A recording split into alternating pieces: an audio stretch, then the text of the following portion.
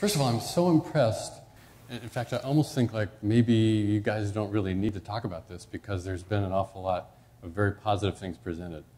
But I also suspect that there's more to the story, particularly for the physicians, than what we've already heard. Just consider if there was an epidemic that affected over half of the population and was continuing to increase in prevalence and was putting yourself and your family's health at risk. Well, we've just been through that, right? Is that what this slide is about? Actually, I made this slide in 2018 because I was talking about physician burnout. When there are 300 to 400 suicides of physicians a year, when physician families are struggling because we come home depleted, when we ourselves are struggling and dealing with dysfunctional personal care and other dysfunctional behavior, we are suffering. But we've never really approached it with the same way that we approached COVID. And we'll talk about that. What happened when COVID hit? We were faced with an existential threat. And we made changes happen faster than we ever thought possible. We turned rooms that we never thought would be an intensive care room into those. We adopted telehealth within a week or two when we thought we could never actually make that happen. We can change rapidly when we are faced with an existential threat. And yet, we don't think that physician burnout is an existential threat. Why not? So let's talk a little bit. By the end of today, I hope you think very differently about burnout and understand it in a way that you can actually manage it well. So let's start, first of all, what is burnout? We all know these three manifestations. There's emotional exhaustion. We've given everything we've got to give. We really have nothing left to give at all. And when we get to that point, we have to protect ourselves. We protect ourselves from our patients. We protect ourselves from our organization by becoming cynical. Anybody here ever made a cynical comment about a patient? About an administrator? Everybody made a cynical comment about an administrator? I know I have. And when we get to this point, when we're exhausted, we have nothing left to give. We're protecting ourselves, distancing ourselves from our patients and our organization. We feel as though we're not making a difference. And while that's the manifestation that's talked about the least about burnout, I think it's actually the saddest. When we have committed the decade of our 20s to working our butts off to develop the capabilities we need to care for patients, and when we interact with patients, we make a difference in almost every patient interaction for that patient. But we lose the sense that we're truly making a difference for the patients themselves. How sad is that with all of the commitment we've made that we get to that point? Let's review some data. Now, there's a lot of burnout surveys that happen. You see them come out all over the place. Medscape every year comes out with a survey comparing by specialty, comparing by age, comparing this and that. Problem with Medscape surveys, if you really look at them, the questions change every year, the number of people, the different people who get interviewed change every year. So you can't really compare the data year to year, but they love to publish it, and it does help raise awareness. This is the best data that there is on burnout, and this has been run by people from the Mayo Clinic, and now actually Dr. Tate Shanafelt, who's the lead of this work. Stanford stole him away from Mayo, so he's now the Chief Wellness Officer at Stanford. And he teaches Chief Wellness Officer courses around the country. He's one of the leading researcher in physician burnout. I've had the pleasure of getting to know him personally, and in fact, I was looking at this data getting ready to talk today, just as I was going over it yesterday. What we see here is this was published in 2019, but it's the survey. There have been surveys done every 3 years, 2011, 2014, 2017. And you can see that there was really well, we'll talk about this some more in a minute. So this is the survey that's been ongoing. We don't see 2020 up there. That would be the next 3-year survey, right? A little bit different year than the other years that we've looked at. I was actually talking to Tate yesterday. He said, oh yeah, we actually did it at the end of 2020. We're just processing the data right now. We hope to have it out this fall, which I think is going to be fascinating to see what's happened with burnout through the pandemic. The other thing their study did was to compare physicians to the general population. And so you'll see here in the dark blue are physician numbers. The orange color are the non-physicians, the general population, for levels of burnout, manifestations of exhaustion, depersonalization, total burnout, and work-life integration. Work-life integration, the more positive is, the more you feel like you've got adequate work-life balance in your life. So is this really good news? Because it looks like burnout started at 45%, went up to 54%, and then dropped to 44%. For people like me, burnout geeks, you might have noticed when the report came out about the 2014, comparing 11 to 14, there was a lot of headlines around the country. Physician burnouts increased by 20%. This is something we all have to pay attention to. And it looks like there was some attention paid to it because it dropped to 44%. Still, compared to the general public, there really was no change. 40% of physicians burned out, 28% of the general public. So almost 50% higher. With work-life balance, it certainly got worse between 11 and 14. It improved in 2017, but not nearly as much as burnout had decreased. Something's going on there. And we still have 50% higher or 50% less work-life balance than the general public. The thing that concerned me most about this data is this. This shows depression, which has been steadily increasing year on year. Now, when I talked to Dr. Schanevelt about this, he said, yes, that shows that. However, it's not statistically significant yet at this point in their studies because it's based on the PHQ-2, not the full PHQ-9. There's just not enough data points to demonstrate that indeed it's worsening. But I find this terribly concerning because those are the people that are at highest risk of suicide, the more depressed we become. And just think about it. If 40% of our workforce is depressed, how can we possibly get to 99th percentile of engagement? And how much are we losing in terms of the capacity of physicians to provide great care? And how much are we losing of our own workforce in the process? This is really if nothing else cries out that indeed here is an existential crisis. We just simply need to understand it, pay attention to it, and view it, because it stays somewhat under the surface and hidden.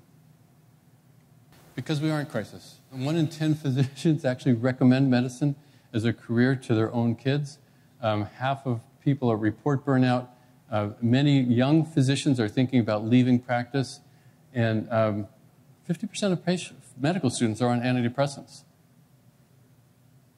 I've had personal experience with this. My daughter she went through med school. She's just finishing her residency. Thank goodness she graduates this June. We're so excited that she's ready to make that move. But she's got many friends who've also been through this. But there are studies documenting this, that med students, as they enter med school, are actually some of the most mentally healthy people in their cohort. And by the time they're halfway through med school, they're really beaten down. It's not just practicing physicians. It's not just physicians. Nurses are seeing significant burnout as well. And this was, again, 2017. I don't know what the data will show for 2020. And just in case you think that the executives have it easy, they've got those nice big offices. They never have to get messy and dirty. In fact, back in 2014, executive burnout was about the same as the general public. Nowadays, actually this study was done pre-pandemic, 2019, their burnout is the same level as physicians. So we're all in this boat together. What drives burnout? I'd like to start by talking about what drives professional fulfillment, so we know the opposite of it, so we can think about how to move from the challenges we've got to what we're aspiring to. And what drives professional fulfillment, at least as I think about it, and certainly I'm interested, if you have other thoughts, let's talk about it. What drives professional fulfillment is our ability to invest our time in what is most meaningful to us professionally. Now, for most of us, that's deeply engaging with our patients or doing life-saving procedures. For some of us, we love to teach, or people love to do research to discover new knowledge and help make healthcare better. When we can spend our time focused on things that are most meaningful to us, we spend our time fulfilled. We reduce burnout. The problem is we don't spend enough time in these realms because our time gets sucked away into data entry and administrivia and chaos. And so while we treasure these moments, we don't get enough of them at all. And we don't get them because of problems in the workplace. You know, when burnout first started to become an issue, people were focused on improving physician resilience. We're burned out, we just need to be more resilient. Boy, that would make things better, right? They just didn't really realize that we're already the most resilient people in the world. How many administrators do you know who passed organic chemistry so they could even get into the school that would give them their job? Everybody in this room did, right? You know, organic is a bear, but we did it because we were so dedicated. Then we went on to spend 4 years, many of us gathering huge loan debt to be able to get the training we needed in order to then have the opportunity to go into residency and fellowship, where we continued to spend 80 to 100 hours a week for another 3 to 7 years, simply to get to the point where we could get our job. We are resilient. In fact, Mayo's also done studies that demonstrate physicians are more resilient than the general population. The problem is not a lack of resilience. Now, as I say this, I don't mean to indicate that we shouldn't get support for that, because even if the workplace was perfect, we still deal with heavy emotional life and death issues every day. And we need that kind of support. There's no question. But that's not the only thing we can do. We have to fix the workplace. We don't have to fix us as workers. What drives burnout is the interaction between clinicians and our clinical workplace. Because in that clinical workplace, I would assume you've had the same experience as I have. We take highly motivated professionals and put them into this workplace where we have to be constantly vigilant and focused in order to be successful. Worried always about what's going to go wrong. What's the next patient going to come in like? Will we have the supplies, the equipment? Do my staff know what they're doing? Can we find that lab result? What are the things lurking there that we might be in trouble with? And while we can be vigilant and focused for short periods of time, and it's pretty exciting, a big trauma comes in, a difficult delivery, helping a family through a crisis, you get to the end of that, and we think, oh man, that's great. I just made a difference today. The reality is we can't do it consistently, nonstop. It's unsustainable if that's all we do all the time. And that's the problem that starts to lead to burnout. Christina Maslow, major researcher in burnout, been working on it for over 50 years, professor emeritus from UC Berkeley, has done some of the groundbreaking work in this. I've also had the pleasure to get to know her. I live in the San Francisco Bay Area. She's there. I just sort of barged in on her one day and got started developing a relationship with her and have really had a great time working with her. She's identified 6 workplace drivers of burnout. The first is work overload.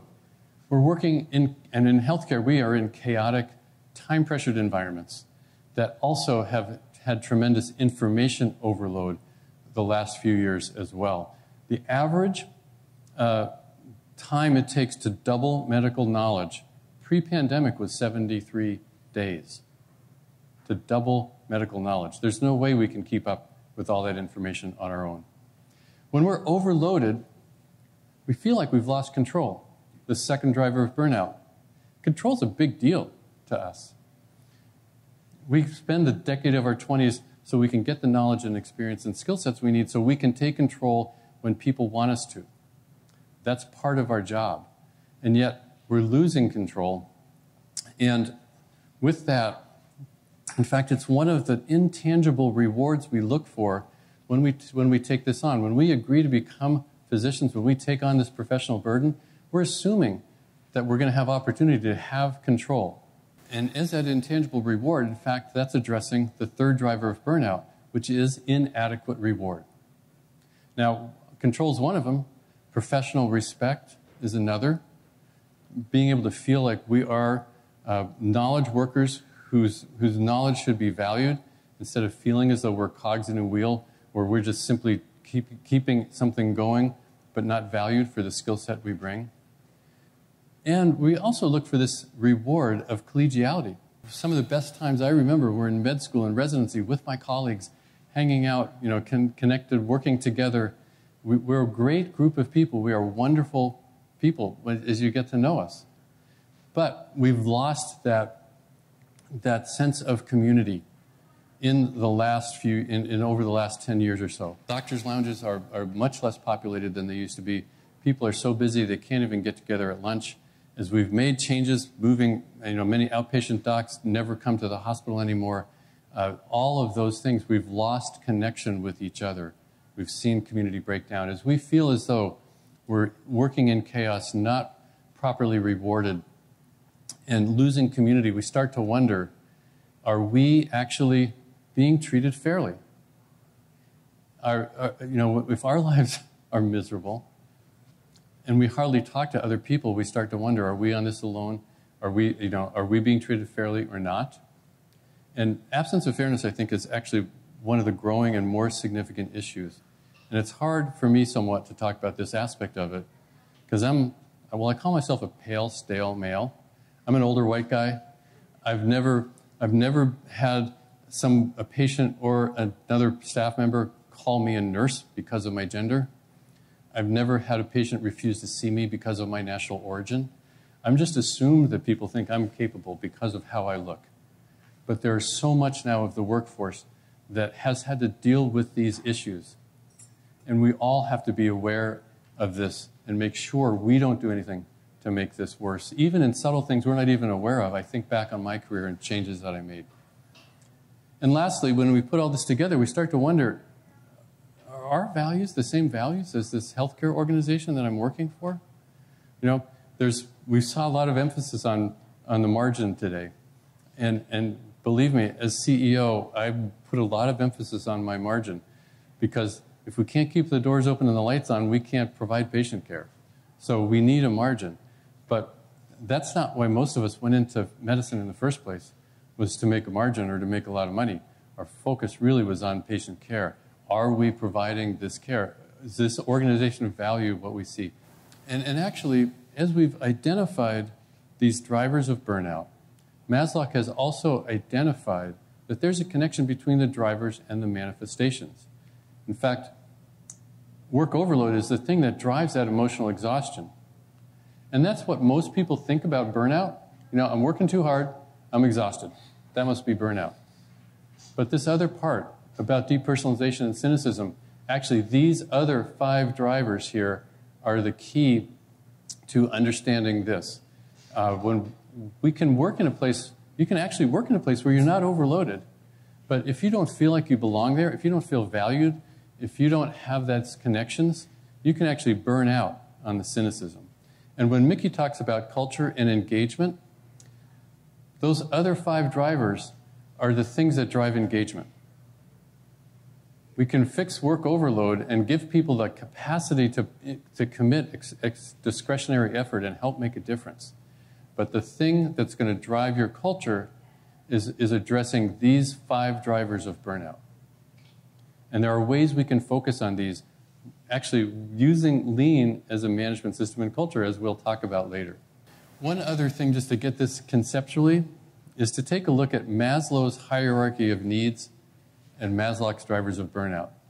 Anybody remember from their Psych or Sociology 101 course about Maslow's hierarchy of needs?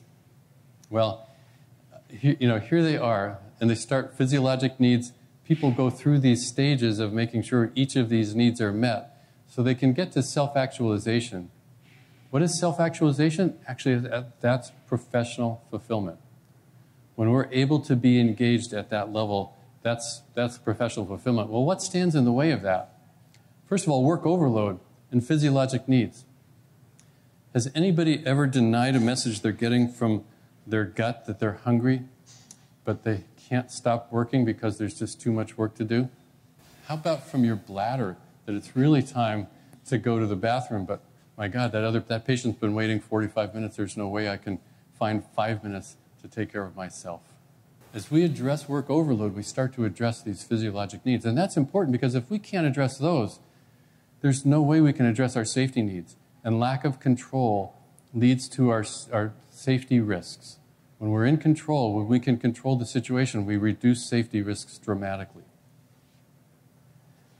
And when we get those opportunities, then we can actually start to address breakdown of community, which drives the issues around love and belonging. And when we can address insufficient reward, we address people's self-esteem. There's really a combination of self-esteem and esteem from recognition from others that drive this. So it's the community somewhat and reward that together work there.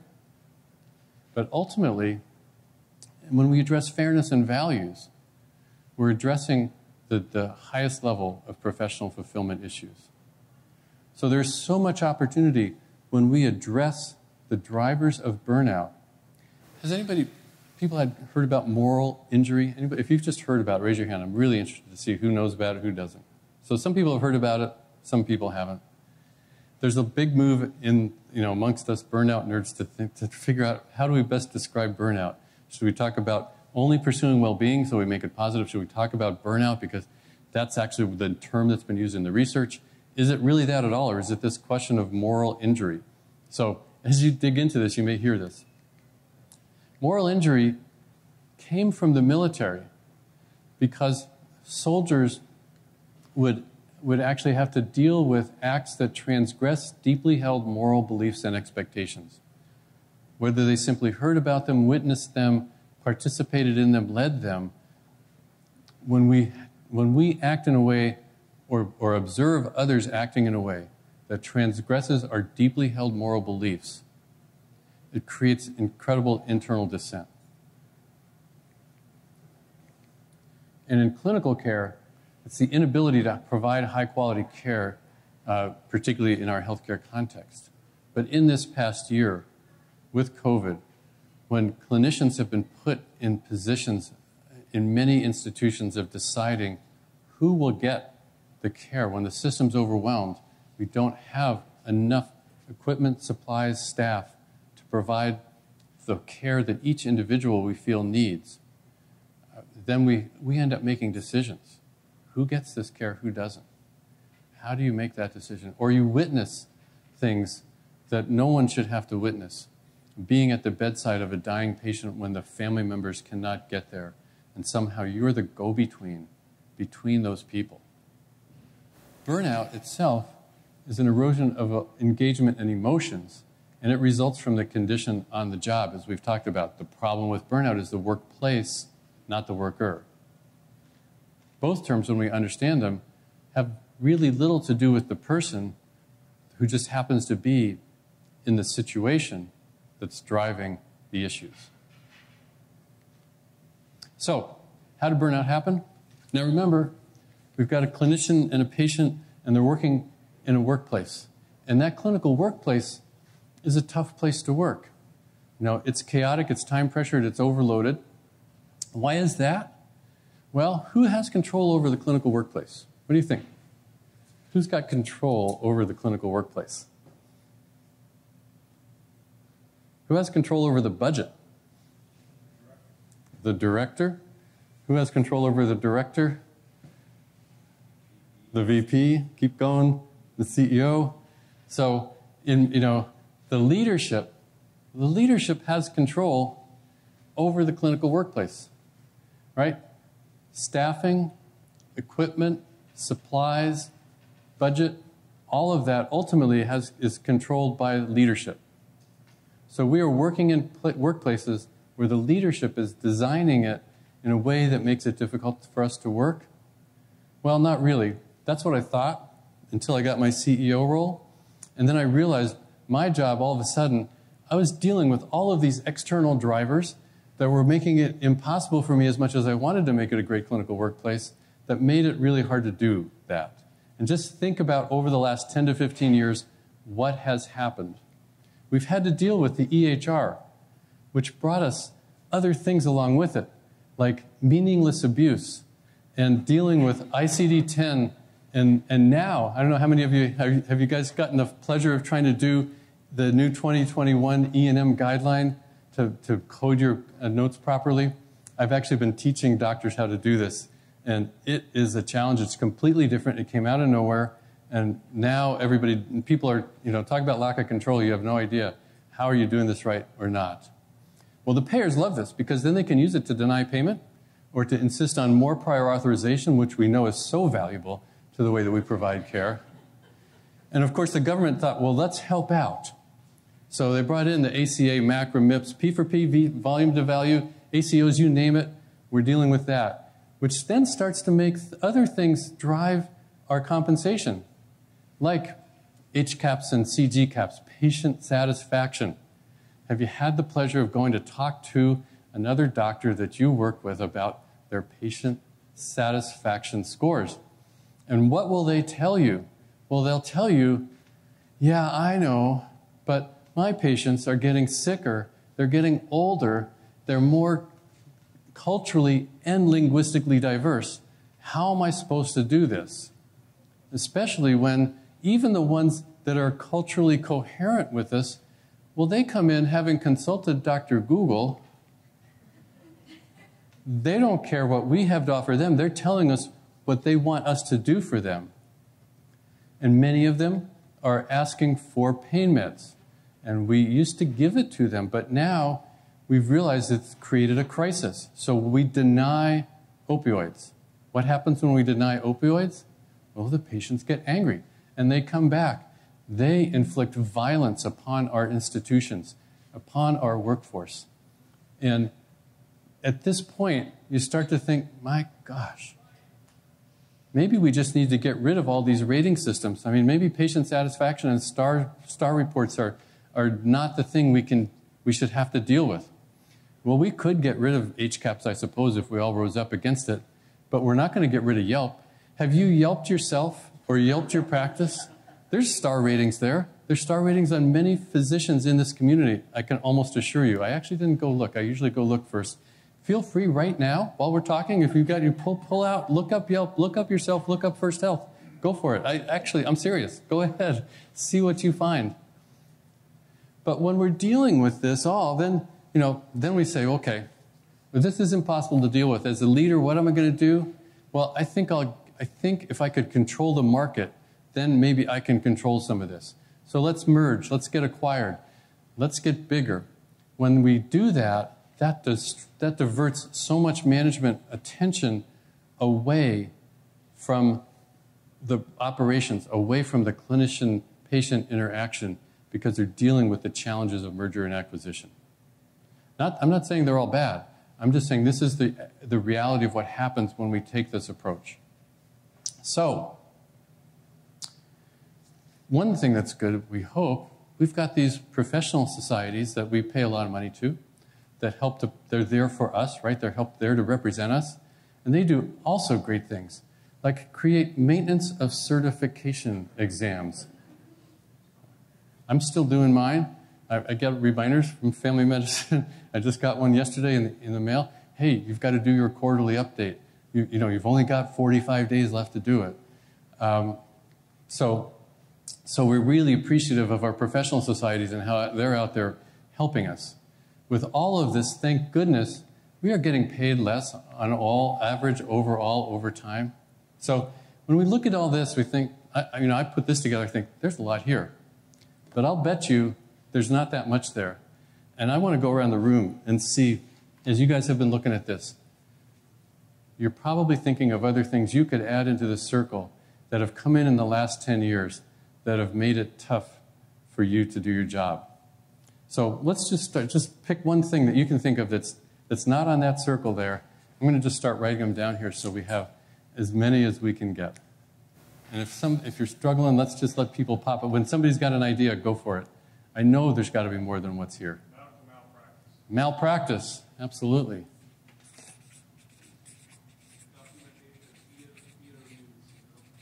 Documentation? Oh, peer review, there you go. That's a good one, thank you. Others? Oh, come on, guys. Defensive medicine, yeah. Yeah, it's different from it's part of, but certainly different.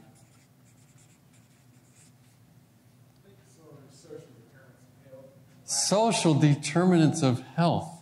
Thank you.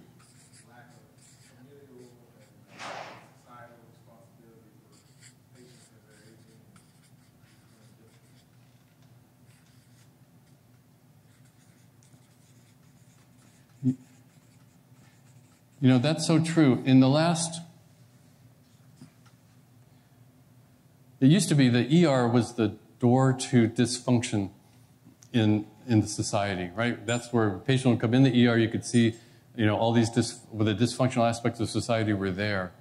Didn't really think of it so much as in the rest of the hospital, but now those dysfunctional people are getting admitted into the wards and becoming more demanding in the hospital beds as well. It's not just, you know, in fact, talking to my daughter, she said, yeah, in her residency, you know, she saw it in the ED, but when she's in the hospital, she's got people in their 20s and 30s who've abused themselves for most of their adult lives, and then they're barely functioning. They get in the hospital and they become very demanding. You know, where's my food? I want this, I want that. And yet here are these poor residents that have committed themselves and gone through great self-sacrifice through those same age ranges, and they've got these people that have done nothing for themselves who now become incredibly demanding. So the world has just continued to change. Other things. Work comp. Yeah.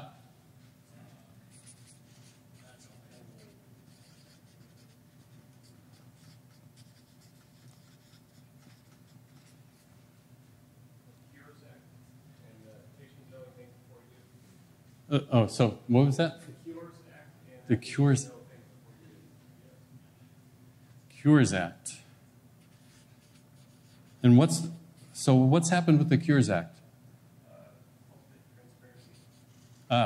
So that's like open notes in the EHR? Yeah. Test results, imaging, everything is instantaneously released long before even most physicians have to take it through the Yeah, well, that's certainly calming and reassuring for patients, isn't it? When they get a potassium of 5.1 or something like that. To know that, you know, that's red, it's negative, there's something wrong with that result. They don't ever bother you with those, do they? No. Other things? Whole person care. So piggybacking on the social determinants of health, now that we're moving towards whole person care, so hospitals and physicians are expected to be not just the hospital, but also the housing department, the legal department, and address non-medical issues. Wow. Law enforcement. Is that part of whole person care, or is that another thing? Yeah. Yeah, I have to learn more about that. That's a new one for me. Thank you for sharing that. We have this society now has gone toward more immediate gratification, whether it's texting your provider at 10 at night because some lab study just came back, or your kid has a cold and one answer now, and the appointment tomorrow is quick enough. I hope the Amazon Prime has We want it hotter, better, quicker now. Yeah. For free. All right, I got room for 2 or 3 more. Let's get. Random medical legislation. Seriously, so it's been proposed in North Carolina that there's a public law that we need to require a vaccine for anyone. Legislator about that? And there's the one in Florida where you can't come to speak about nothing. There's all kinds of other examples. Behavioral health just is a huge topic. Just- More and more, we're seeing that across the spectrum. A kid says they're a little depressed at school, and the next thing is we're not sending them home to talk about that. CPS is being called and being sent to the emergency department for evaluation. So there's got behavioral, there's, Law enforcement sees somebody who's acting a little funny or maybe threatens somebody, instead of going to jail, they're going to get a psyche eval. And we want it now. We can't have that psyche eval as an outpatient on Monday. It's got to be done today. all right, one more. The little pages that we are getting, all the time. The which? There are little pages, the oral communication, the skill checks, the cortex, pages on like, everybody. Like previously, they it should be different, but now, for everything, you're writing it, or you may end up getting 5 or 6 pages. Just while you're trying to do other work. Yeah. So multiple pages, and you're going to do. I was just going to say, you touched on it on the prior slide, but I think it's just further untethering of physicians from one another through all of this. You leave residency, that you never recognize in residency the glory of residency. That you never sit with a colleague for long periods of time and just discuss clinical issues ever again. And it's very isolating in that regard, and there's no community to make that happen. We have societies and whatnot, for sure, and meetings, but it's just not the same. Well, I don't know. I go around hospitals, and there's the room where all the hospitalists are all there together. Yeah, all sitting at computers doing their own individual thing. Yeah. It's like toddlers with parallel play, right? Yeah, Nobody. exactly. Yeah. Right. We are. We're next to each other. We're in the same room, but we're not real. We're together, but not connected. Absolutely. Great. Well, That's on one of the previous slides too, is just the rapidly changing overall healthcare, new meds coming out, new procedures coming out, new therapies coming out, the ability to keep up with all that, or the inability to keep up with all that. And I think that another thing for physicians and providers who are not a part of First Health, we have to deal with billing companies, we have to deal with contracts with private insurers and negotiations, and how they can just randomly drop you at any moment in time. And that's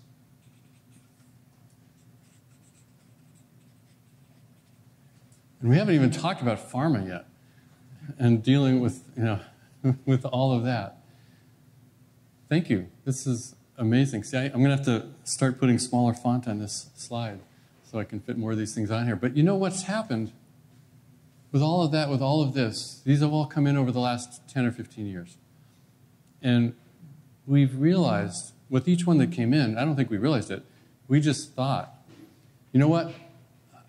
I can deal with Epic as long as I can still have that professional fulfillment from deeply connecting to my patient. I'll figure out HCAPs and CGCAPs. I'll deal with Dr. Google.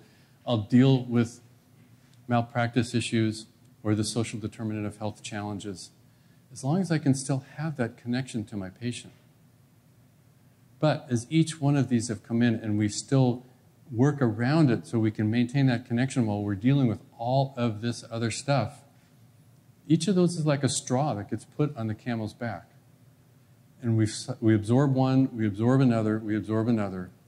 But we're now at the point where we can't absorb one more, where we've added the last straw and people are breaking. And when they break, we see presenteeism. People are there, but they're not really there. There's more risk for injuries. Our workforce becomes depressed. We turn to substances. Our families struggle. And we lose physicians and clinicians to suicide. There's actually biologic changes that happen with this. There's a Michael Privatera, he's a psychiatrist at University of Rochester, he's done a lot of work on this. The hormonal changes that happen in burnout really are multiple. There's the chronic cortisol changes, which attack the prefrontal cortex. Now, while our neurosurgeon might know what the prefrontal cortex is, I had to do a little more work rethinking about that, really understanding what's going on there. We'll talk about that. Hippocampus, amygdala, neurotransmitters are decreasing the gray matter in the basal ganglia, which affects fine motor control. Not too important for too many people who do procedures. There's anatomic changes that happen, the thinning of the prefrontal cortex, so we lose ability to focus. Our ability for attention and quality of our decision-making gets impacted. As the amygdala enlarges, we become more reactive. And as the hippocampus shrinks, we lose our short-term memory. Memory is not too important for clinicians, correct? And we start to see MRI findings consistent with early childhood trauma. From physician burnout, from the workplace that we are in, that we're missing the opportunity to fix. Now, and a lot of this comes from all of these things that we've talked about that got added in. Many of them were there for good reason. We increased the number of quality metrics, mandates, regulations, laws, to a point they actually improve performance.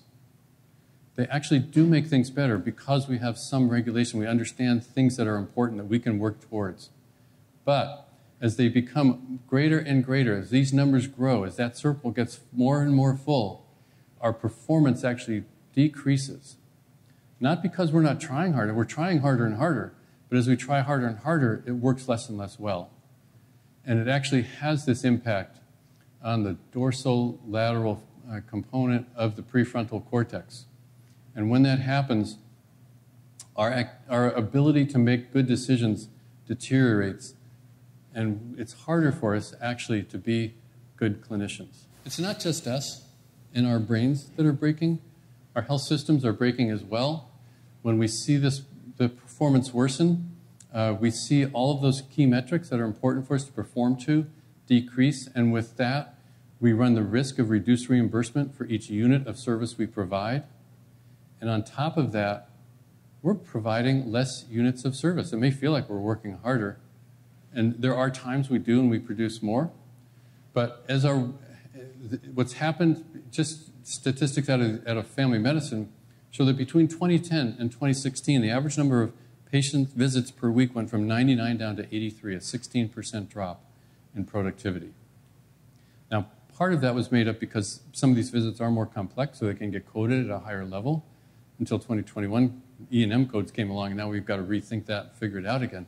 But when you think that the average family medicine doctor provides $2.4 million in total downstream revenue to an organization, if we go down by 15%, we lose $300,000 to $400,000 of revenue simply due to burnout and our inability to redesign workflows so that physicians can continue to see the same number of patients while they maintain work-life balance.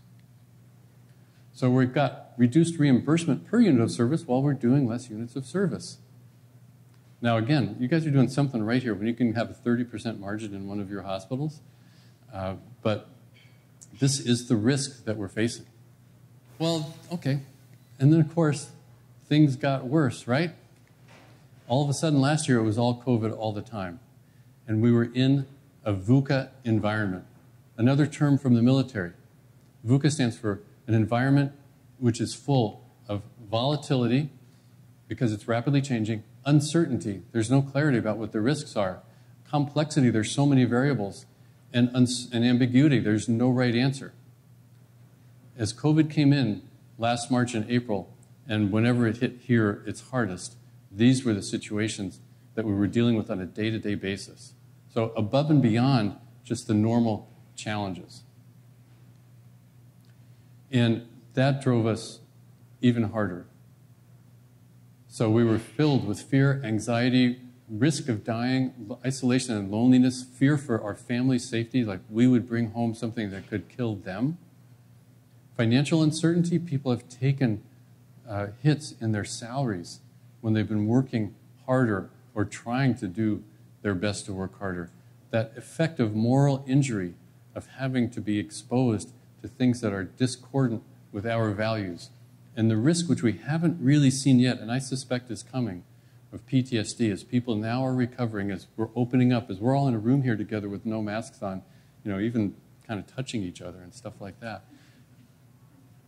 This is when we're going to see PTSD start to emerge. And as leaders, this is something you should all be very sensitive to about the docs and providers that report up to you, as well as the nurses you work with and everyone else. People have been through so much. Now is the time they can start to catch their breath, reflect a little, and start to see significant change as they realize what's happened. In fact, there's a lot more talk now that many people will leave the clinical workforce altogether, doctors and nurses. And there was a recent great article in the Washington Post about this. This is an anesthesiologist in Colorado who quit about 6 months into the pandemic. He couldn't keep going. And a young family, wasn't sure what he would do for his own income and all of that, but he just couldn't do it anymore. Now, 6 months later, he's saying he's glad he did. He went through a lot of inner turmoil about, am I leaving my colleagues behind? I've got connection, all these people, what will I do? But he just felt for himself that he couldn't make it any further. He did not want to become one of those physicians that we lose to suicide. So, that's a pretty rosy picture. The question is now, what do we do? And before we talk about that, we'll take a break. And after that, we'll come back and we'll talk about what do we do to fix this.